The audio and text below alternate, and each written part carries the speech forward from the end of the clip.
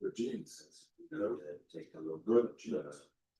Yeah, I have a Homesh and Rashi. The Parsha Shlach, story of the spies. We're in the second reading. Today's learning is for the yahrzeit of Moshe ben Shlomi Yaakov. May his neshama have an aliyah. And Allah Yidna Yeshia. Chaim V'racha.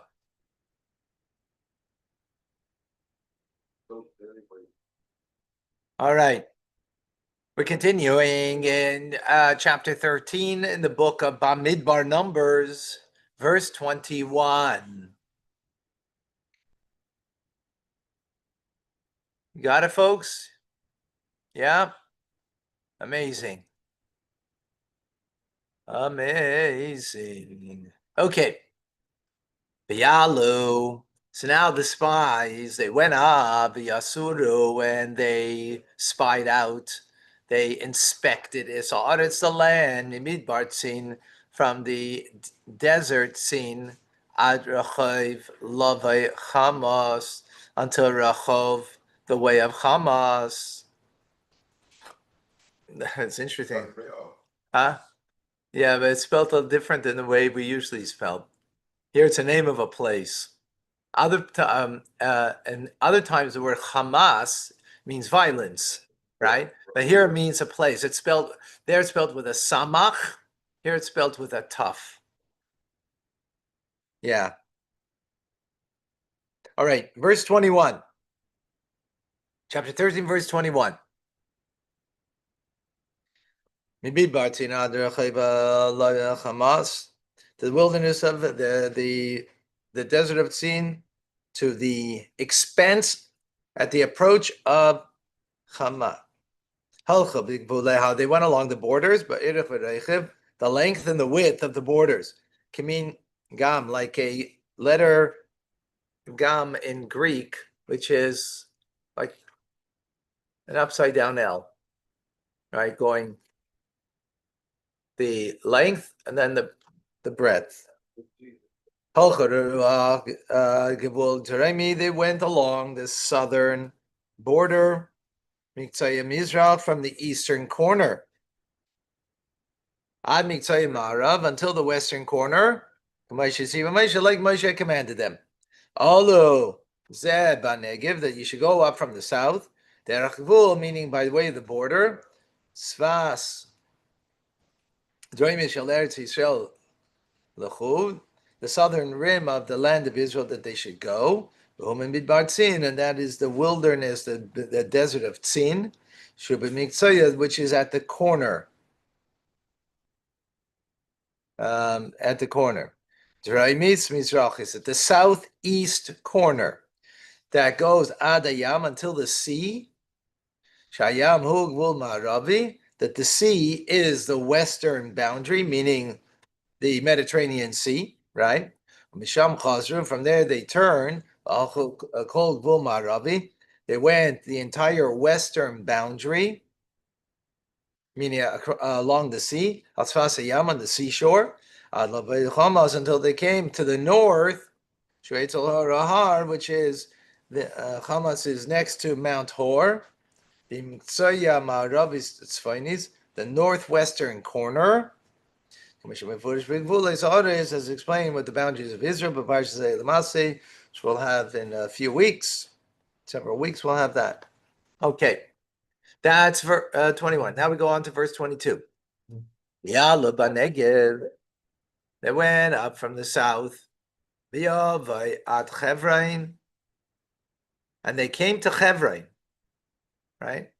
Sham Achiman, Sheshai, Salma Yelidi Hanak. And there you have in Chevron. Rashi will say Kalev went there. Right, the verse doesn't say it, but Rashi will say that. Came to Chevron, which Achiman, Sheshai, and Talmai, the sons of giants, Yelidi Anak, Chevron Sheva Shonim, Nivna Salif Nitzayin Meitzayim. And Chevron was built up 7 times as Rashi will explain, better than Soin, the choicest place in Egypt. Let's see Rashi. Rashi will explain this. Yad Chevron, they arrived at Chevron and called it Levada Yaya. The verse says V'yavai. V'yavai means he came. Well, I mean, there were 12 spies. Why doesn't it say V'yavai u? That would mean plural, that they all came, right? Because no, Kalev Levada Yalach Sham, Kalev himself went there. V'nishtatach, and he prostrated himself in prayer. Al Kivrei Yavis, on the graves of the patriarchs. Wow. By the way, this is where we learned that you go to righteous people to pray by their gravesite. He went to the patriarchs, the matriarchs that were buried there, holy people.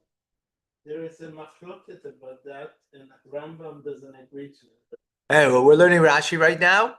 We're all going to stick with Rashi, okay? Now they're, okay.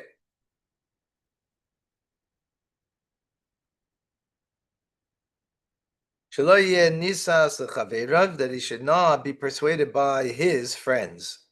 To be a party to their plan. Wow. Interesting, huh? Likewise, it says, the verse says later on in Dvarim, and to him shall I give the land upon which he trod, Uksiv, and it says, Chevron was given to Kalev. Interesting. Okay. Sheva Shanim Nivnasa. So Chevron was built 7 years. What does that mean? Rashi explains. And what is the verse coming to tell us over here? Is it possible that Cham would have built Chevron, the Canaan, Benaya Cotton, to Canaan, his younger son? Actually, Canaan was not his son. Who was Canaan's son? Cham, right. I'm sorry. What did I just say? Yeah, Cham. I'm thinking Noach. Yeah. So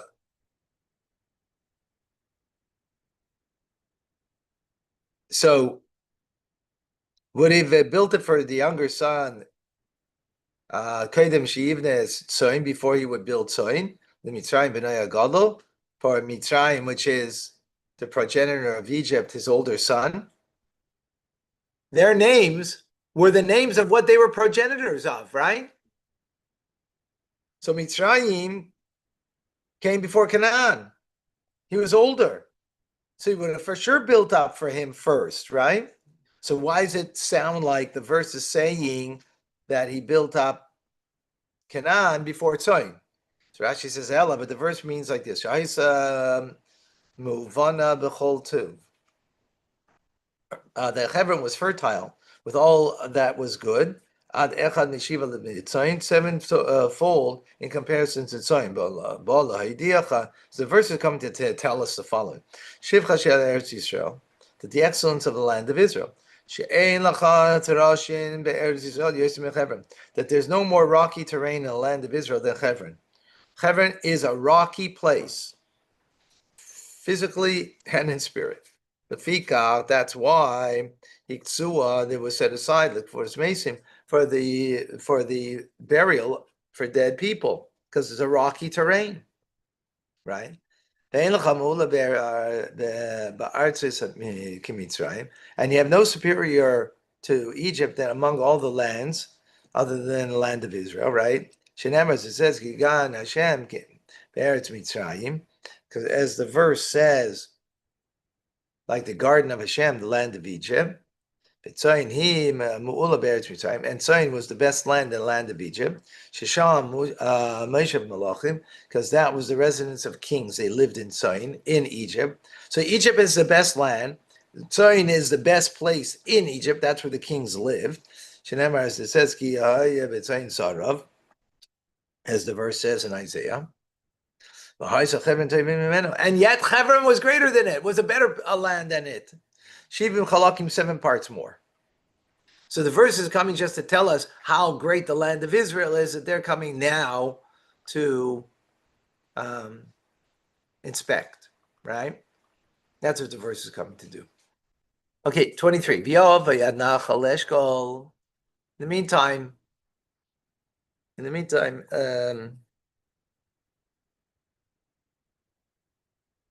Kalev went to pray there. And they came to the valley of Eshkol, and they cut off over there Zemaira branches, Eshkol and clusters, anavim of grapes, Echad, one. V'yisa'u, a cluster of grapes and others. V'yisa'u b'mayit, and they carried it with poles, bishnayim, 2 poles. In other words, it was so big that they had to carry it with poles. And omina rimainim, omina ta'enim, and also pomegranates and that of figs. Rashi, Zemaira, vine, sheichas geffen, sheichas geffen, a branch of a grapevine, the eshkol shalom navim to lo yaba, and there was a cluster of grapes hanging from it. Right, and it was bishnayim, and they carried it with a pole by 2. Since it said, since it said they carried it on a pole, in a yadeya, am I not aware that it has to be 2? Right, obviously a pole has to be 2 people carrying it. Why does it say then 2? That's the whole idea of a pole. You have 2 people carrying. So it means there were 2 poles, not by 2 people. Haketza. What is it? What does this mean? So he explains. Shmeina notlu eshkol. The spies, let's see. 8 of the spies took a cluster. Echad natal te'ina. 1 took a fig. Echad rimay. 1 took a pomegranate. Yeshua and Kalev loy notlu klum. Yeshua and Kalev, they didn't take anything. V'shikol atzman, because the entire goal of taking the fruit was there was intent to spread slander on the land of Israel. Just like the fruit was unusual, that it was in huge size, right? So the people, so that was approved to show that the people were unusual. And if you wish to know how much burden of one of them was, how much of them they were able to carry. Tsev Lamad, go and derive. The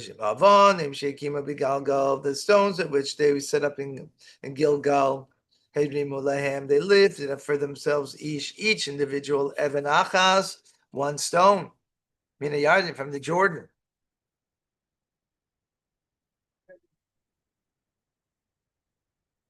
There's a lack of emunah that we carry the fruits. Yeah, Mina Yarden from the Jordan.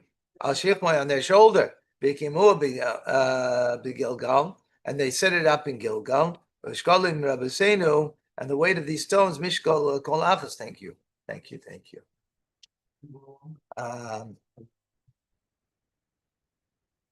Mishkal Kol Achas, the weight of each one, our boim saw was 40 saw.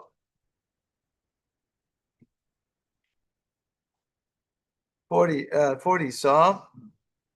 So we learn from this to una lemigdala inash al kasbe, that the load of the person can raise onto his shoulders. Ena elishlish masay is nothing but 1/3 of a load, in masay of the entire load that can be raised. Shemitzaina say laharim when they assist him to raise it. I know I came to that calculation exactly, but we have to look at the Talmud. In other words, when you do it with others helping you, it's much greater. Right. Yeah. Okay. Folks, we're on verse 24.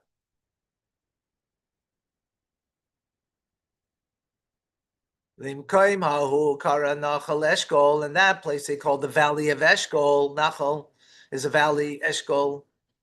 Al Oidas HaEshkol, because of the Eshkol, which means the clusters, Asher Karsu Misham, that they cut there, Bnei Israel, the Bnei Israel. You have a problem over here? Why does it say the Bnei Israel? They didn't cut it down. It was spies that did it. So why does it say the Bnei Israel? I don't have an answer. Huh? I mean, you want to say on the future that they sinned because of them? Why does Rashi say that? Right? Seemingly, it's a question that Rashi should address. 25. They returned from inspecting the land after 40 days. Rashi in 25. They returned from spying out the land at the end of 40 days. Is it not true that the land of Israel is 400 parsers by 400 parsers? A parsa is somewhere between 2 and 3 miles.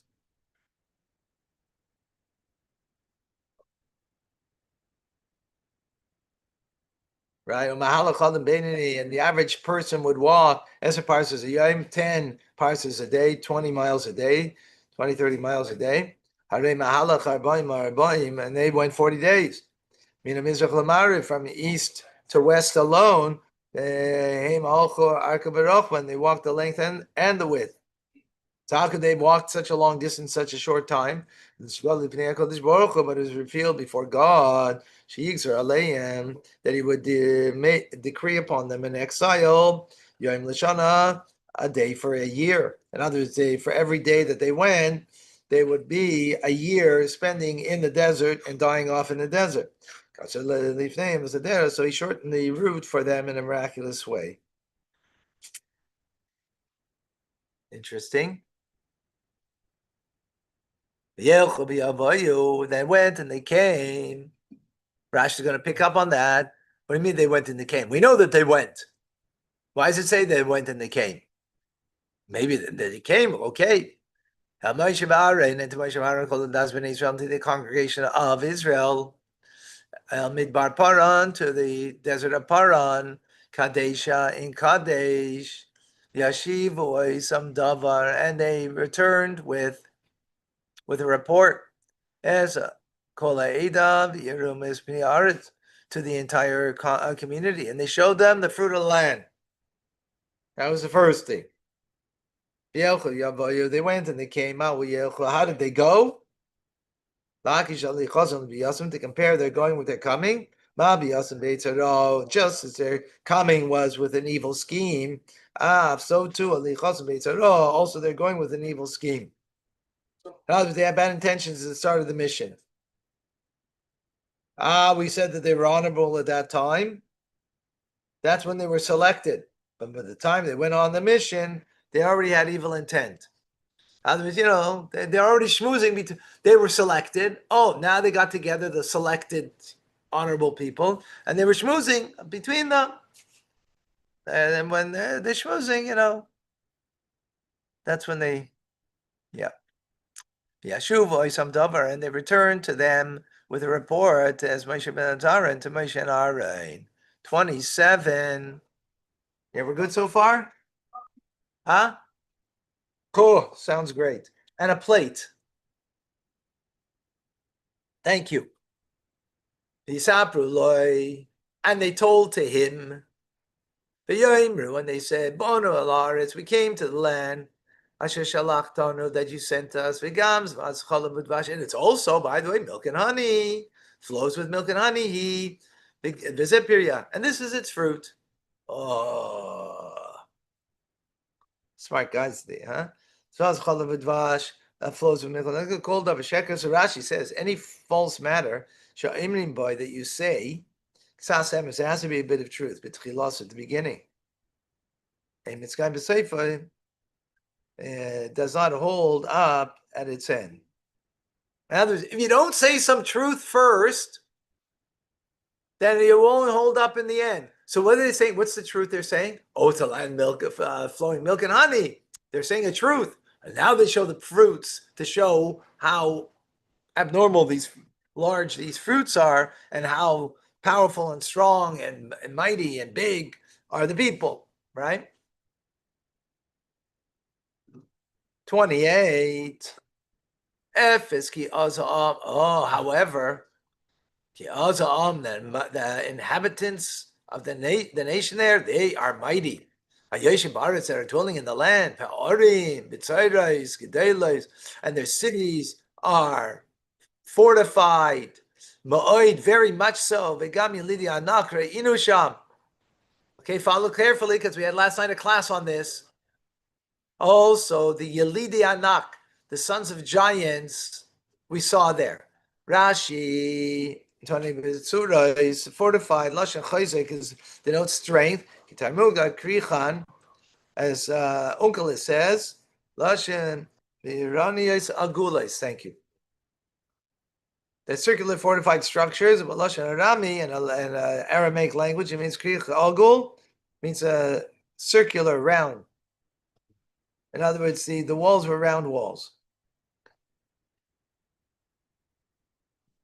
Okay, therefore they're strong and they're giants. Amalek Yeshibaritz. And the Amalekis, they're dwelling in the land, Banegev, in the south. The Achiti and the Chiti, the Yevusi Amayri, and these three nations, the Yeshiv Bahar, they are dwelling in the mountain region. The Achanani Yeshiv Aliyam, Al Yad Yarden. And the Canaanites are dwelling on the coast along the Jordan River, right? Showing their strength. Rashi, Amalek Yeshiv, Amalek is dwelling, since they already been scorched by Amalek, right? We had that in Parshas, what Parsha? Bashalach, if you remember, right? The end of Bashalach, after they went out, right, out of Egypt. Yep.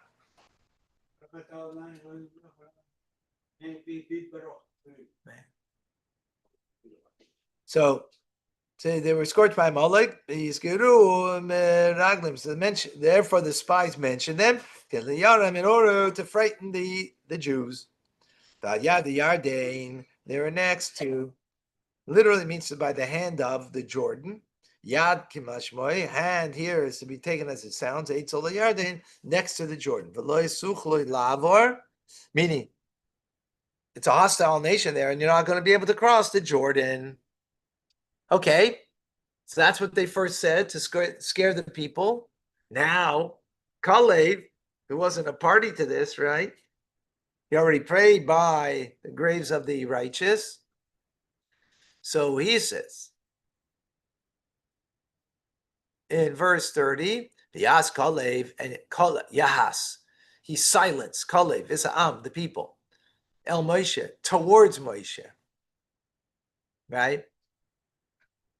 And he said, Ola go up, we will go up. The Yarshu Isa, and we will inherit the land. Because we're capable, we're able to. We're going to overcome.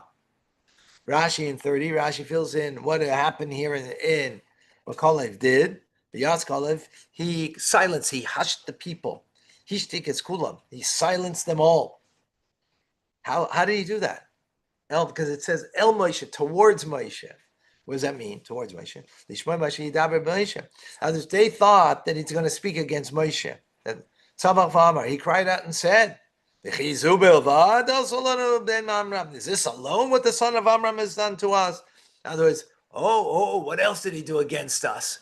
Right? That's what the people were thinking he's going to come and say. That's the listener was under the impression the Caliph is going to speak disparagingly against Moshe. And since they had hard feelings towards Moshe, because now what the spies had just said, they all became silent to hear more disparaging remarks against Moshe. That's what it says, El Moshe, to Moshe, towards Moshe. Amar and Caliph then said, didn't he not part the sea for us? And he brought the manna for us. On his slab and the pheasant that we have, the meat that we got. And then he further says, we surely will ascend even to heavens we will go. And he would say, "Oh, Solomis, make ladders. And we'll go up there, and we will succeed in anything that he says. If he says we have to take ladders and climb up to heaven, we're going to do that, and we're going to be successful. We're going to be successful." Rashi biyahos, he hashed. It's an expression of silence. Is called basar. That's just showing the word because it's the first time we have this word. Hash all flesh. Has gam hiskir. Kain derech b'nei adam. This is the way of people. Hareitzel is shouting when you want to silence over there. Gudas anoshim, a group of people. Aimer sha sha sha sha. Right, that's what has means. Sha, has. Rabbi, more copy. 31. Are you following? I do. Huh? I do. You do. Yes. Everybody else is following. What's it pronounced? What is it pronounced? Has. Okay. Verse 3. And the men now that came up with him, Amru. So now they're giving the counter argument, right? This was yesterday's Torah studies that we did. The Rebbe Sicha in book 28 of Likutei Sichas, first Sicha.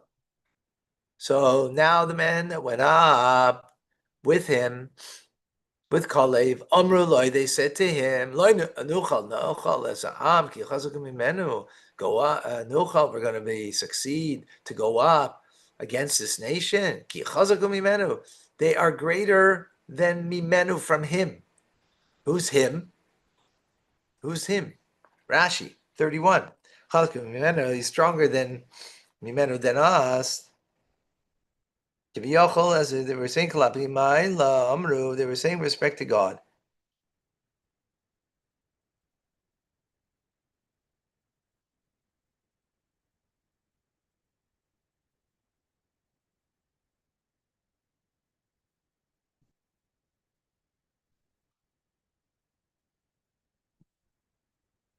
Right, because he could have said chazaku, because they are, they are strong. Why do you have to say mimenu from him? It's superfluous, meaning from God. This is too powerful for God, right?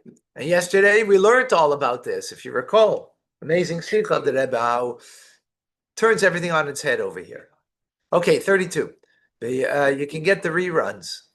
They're in a theater near you called youtube.com/Tani Rabbi. Sure. Okay, and they gave out an evil report, Ashetaru, which they had spied out, or saw it the land of Israel to the Israelites. Lamor saying, Haratasher of Varnu, the land that we passed through it, Lasura saw to inspect it. It's a land that eats up its inhabitants. It is and all the people that we've seen in them, they are anshe midas. They are great size. Rashi 32. What does that mean? Every place that we passed, that they were burying the dead. HaKadosh Baruch Hu and God also he did it as a favor to the spies. Why? They're talking about Avlam to distract the Canaanites because they were mourning from all the people that died. So they were distracted in their mourning rather than giving notice to the spies. And they would not give notice to the spies. Anshe midos, they're men of measure. They're large and tall. And it's necessary to give them a measure. Going Goliath, like Goliath, as it says, that he was the height of 6 amas in a zeres. Likewise, ish modern ish mida, man of measure. Okay, another example of that. Okay. Next. This is the verse that we did yesterday, right? The Shamra, is a Nephilim, and there we saw the Nephilim, fallen, B'nai Anak, fallen, as Rashi will say, angels, right? I will refer to them, the name of angels, actually. B'nai Anak, the descendants of giants, Mina Nephilim, from the fallen ones, fallen original angels, and we were in our own eyes like grasshoppers. And likewise, we were in their eyes that way. Rashi and Nephilim 33, yeah? We're good, folks? And Nephilim, Rashi says, Anakim giants, Mibnei Sham Chazoi, Bazael, that they were from Sham Chazoi and Azael. In other words, these are angels that descended to earth. Shenaflu min hashamayim, that came from heaven. They fell, right? That's why they called Nephilim, because they fell from heaven. They made Dor Enosh in the generation of Enosh. So we had here Rashi. How's Rashi? Right? What were the questions we had here? Who remembers from yesterday? What were the questions? One is, why do we need the names of the angels? What is that helping us in understanding? Secondly, why do we have to have the historical background that was from the times of Enosh? Some were angels and some were actual humans. No, that's what the Rebbe explained. No, because in their name it expressed the uniqueness of these people, right? That they were destructive, complete destruction, right? Powerful, godly destruction, and they come from Enosh. In other words, they lasted till now. They lasted through the flood, even. So, right, because they were heavenly. So God didn't even decree against them. So they had a specialness in them, right? And that's why they felt you're not going to be able to overcome that God will not overcome them, because God has only overcome humans, but he has not overcome angels that fell from heaven. He allowed them to live even in the flood. So they are very powerful. And as we explained, that was only not a fabrication, but that was in a sense, I would call it a fabrication, but it was only because they were frightened from something much more deeper. They were afraid to go into land because they saw these people, they descended from angels, and they failed. They were bad people. Even though they came with a mission to do good, they were bad people. So they were afraid if angels failed, we're going to fail too. We're going to fail. Therefore, we can't go into the land. We have to stay in the desert where we have manna from heaven. We're going to go and till the soil. Our ego's not going to get involved. We're going to go and not learn Torah a whole day and daven a whole day and be involved in holiness when we're in the desert. There's nothing else to do. You're going to now have to till the soil. Most of the time, you're going to deal with materiality. We're going to fail. If the angels fail, we're for sure going to fail, right? That's what this verse is saying. The Rebbe says. That was yesterday's class in a nutshell.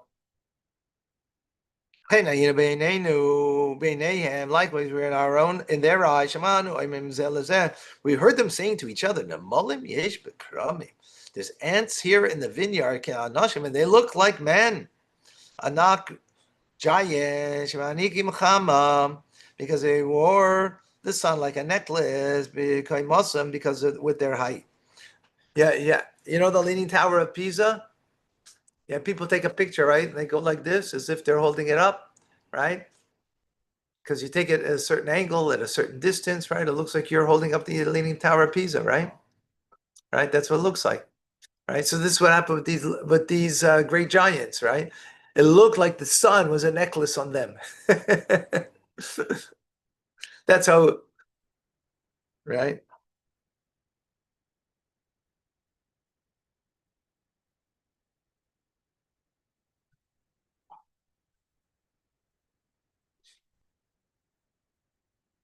Okay.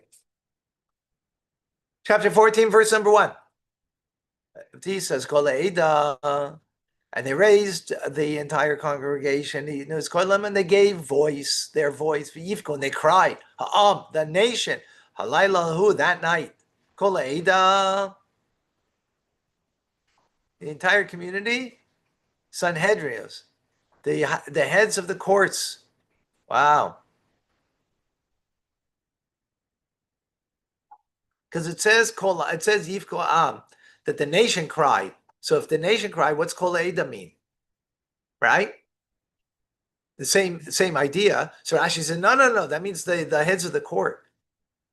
That's how pervasive the spies affected.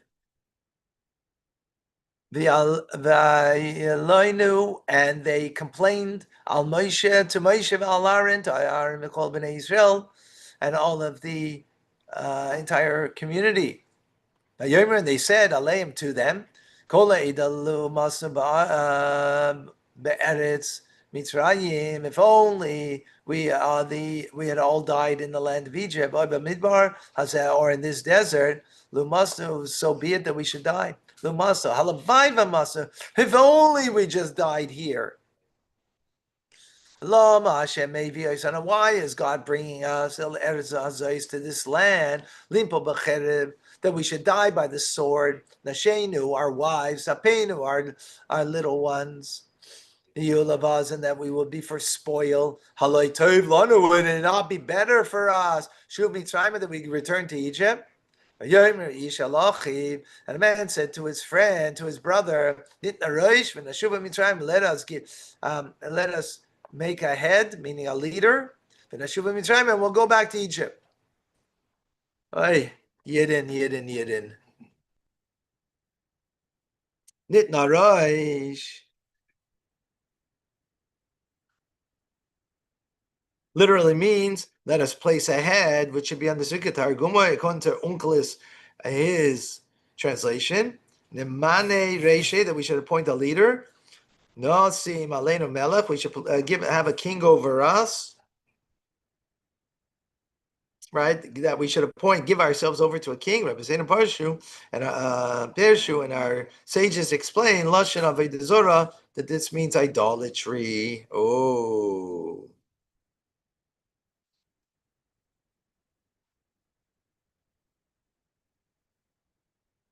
Now they should have said, "Give us a king." Why give a head? Meaning, give us a head that will replace God as our head. And they fell Moshe and Aaron Alpaneim on their faces, before the entire congregation of Bnei Israel, the community of the Bnei Israel. The Yeshua ben Nun, and Yeshua the son of Nun, the Kolev ben Yefuna, and Kolev the son of Yefuna, Minatarim Bigdayim, who were among those who were spies. They tore their clothes as mourners, right?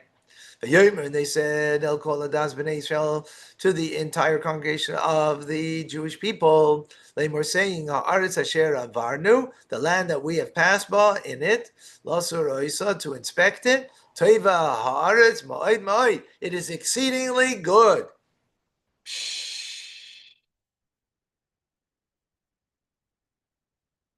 Wow. Is that powerful or what? Oh, there's a lot there. Wow. Like 30 people today learning. Amazing. 30 people. Beautiful, beautiful. All right, folks. No problem. Anytime. Thank you, Rabbi. God bless you all. Thank you. We'll see you in a few moments. Tanya.